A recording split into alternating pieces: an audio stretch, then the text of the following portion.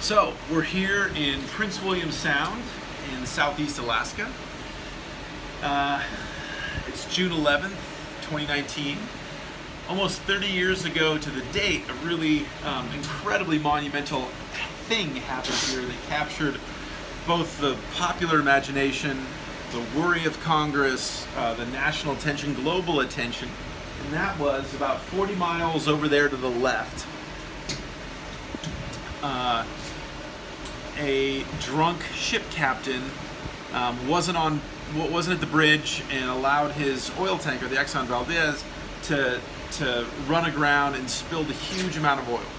Spilled about the official numbers I believe are 10.6 million gallons. That's about 260,000 barrels of oil into Prince William Sound, and at least 30 years on is still altering the ecosystem here in southern Alaska, affecting salmon, affecting herring populations, all kind of stuff. Only the 1969 Santa Barbara oil spill has been more impactful and more important in terms of environmental policy related to oil transportation and moving oil around in different ways, shapes, and forms. This was really, really important.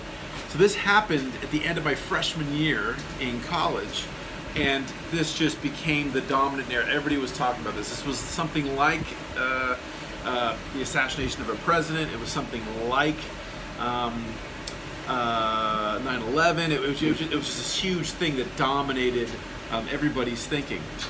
This oil tanker ran aground and spilled oil. Why did we spill that oil? Well, about 1967, some folks discovered oil in Prudhoe Bay, in the far northern edge of the state of Alaska, in the Arctic Circle. Prudhoe Bay, incredibly abundant oil reserves. They had a huge, it was difficult.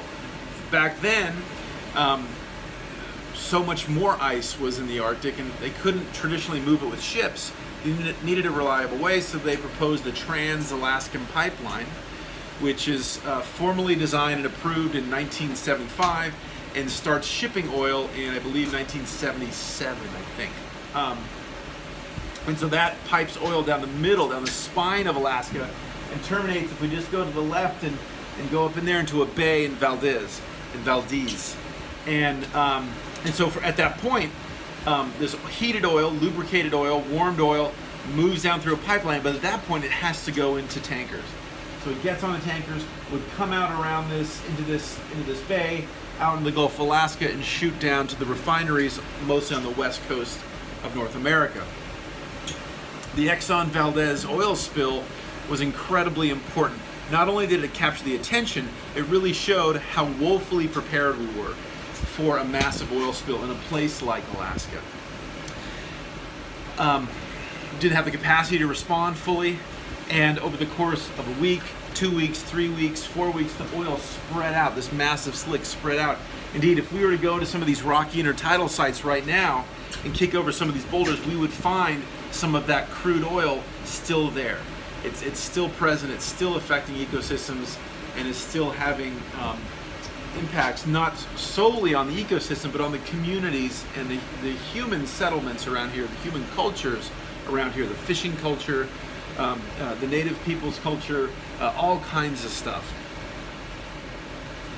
In terms of outcomes, one of the things that comes out of that is this push for so-called double-walled tankers and more robust and safe transportation ships and protocols. Also, we end up getting a new round of legislation. So back in 1989, we get the Oil Spill Pollution Act of 1990, OPA 1990. And so back then we had a huge disaster. Our elected representatives said, hey, there's a huge problem here. Clearly we're not taking the safe precautions. We're not doing the best we possibly can. Let's change the standards. Let's change the oversight. Let's change the requirements. Let's do all that. And from that we got OPA 90. That came out, that was passed the following year and enacted the following year.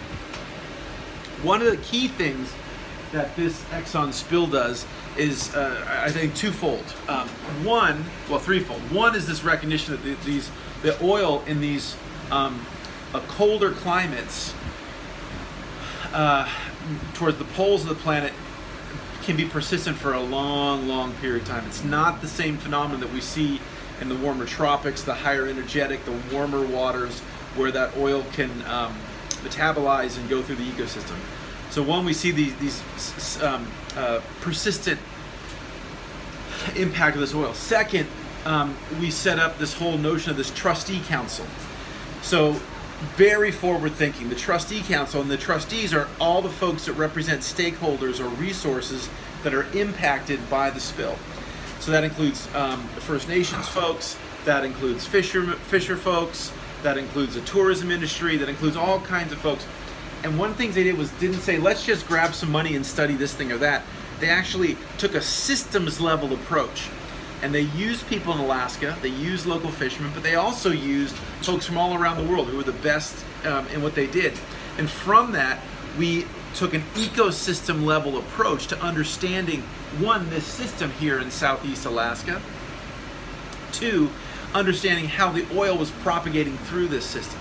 And so because of that, and that fantastic work that was done by the trustee councils and the consultants and the scientists and all the folks that they supported, we have a really great understanding of the dynamics of this system, and therefore we could see how oil perturbed that system. We could see how oil changed things, such as the herring population.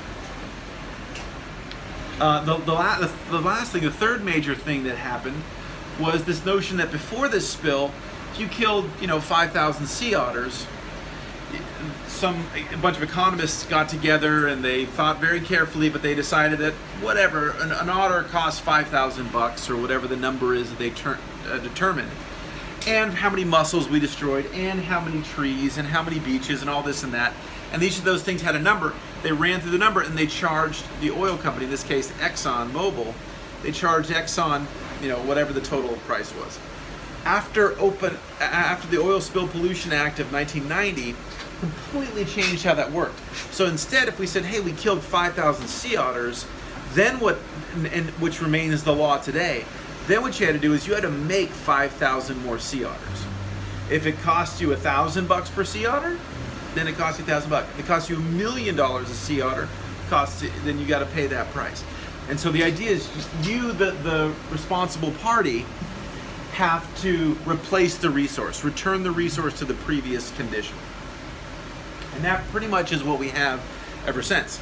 We've had other oil spills. The most conspicuous one would be the 2010 Deepwater Horizon spill in the Gulf of Mexico. Despite what people say, that didn't result in massive change in legislature. It didn't result in massive change of laws as the Exxon spill did, and as Captain Hazelwood started this massive domino series of events that led to changed policy. These days, we're a bit more challenged in terms of how we respond to disasters, and it's a much heavier task to get folks to come together and understand that something is wrong. But 30 years ago, this system was heavily whacked, and our country was impacted, not just in terms of lowered oil, but in terms of policy and perceptions and all this and that. It's unclear if we will ever have as big an impact on policy from a single pollution event, no matter how big it is, as we had with the Exxon oil spill. So a monumental place here for the folks in Alaska, monumental place for everybody interested in environmental quality, monumental impact for the industry, the oil and gas industry. Again, all of it, March 24th, 1989, right over there, about 40 odd miles, is the epicenter of the Exxon Valdez oil spill.